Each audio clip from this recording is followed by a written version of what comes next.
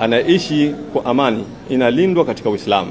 Mtume sallallahu alaihi wasallam anasema, atakayemua mtu aliye chini ya ulinzi, mtu huyo hata isikia harufu ya pepo. Sahihi Bukhari, hadithi ya 3166. Kumuua mtu asiye na hatia ni dhambi kubwa mno katika Uislamu. Ni kuvunja moja ya haki kuu alizopewa mwanadamu na Mwenyezi Mungu, haki ya uhai.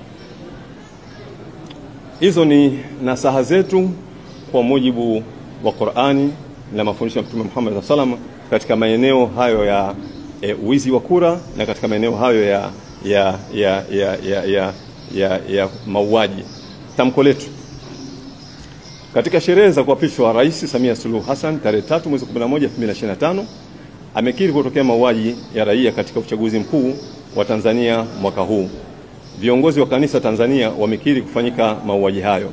Waislamu wenye macho ulul albab Tanzania pia wamekiri kufanyika mauaji hayo.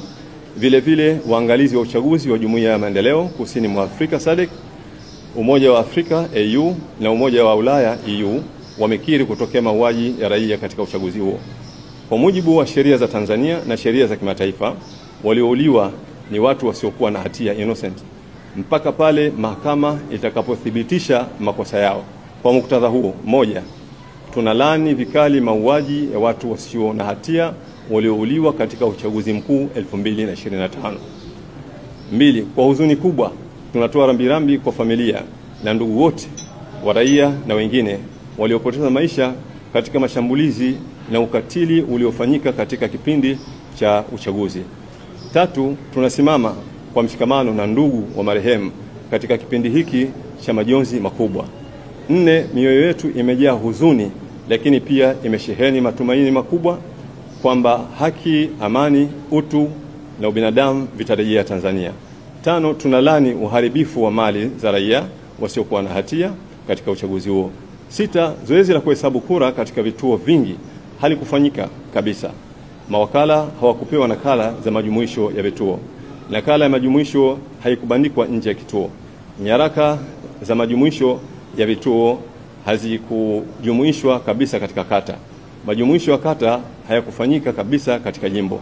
Tunalani ufisadi na ulaghai huo mkubwa uliofanywa na mamlaka za dola katika uchaguzi mkuu wa rais, wa bunge na madiwani Oktoba 29, 2025.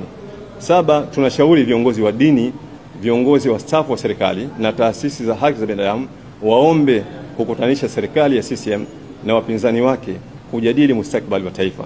Nane, tunashauri serikali ya CCM itoe haki kwa Watanzania kuandika katiba mpya ya taifa lao. Tisa, kwa sauti kubwa kabisa tunakataa kupongeza uchaguzi mkuu wa rais, wa bunge na madiwani uliofanyika Tanzania mwaka huu. 10, tunamwomba Mwenyezi Mungu abariki taifa letu la Tanzania lifikie katika uhuru, mshikamano na amani ya kweli. Asante sana.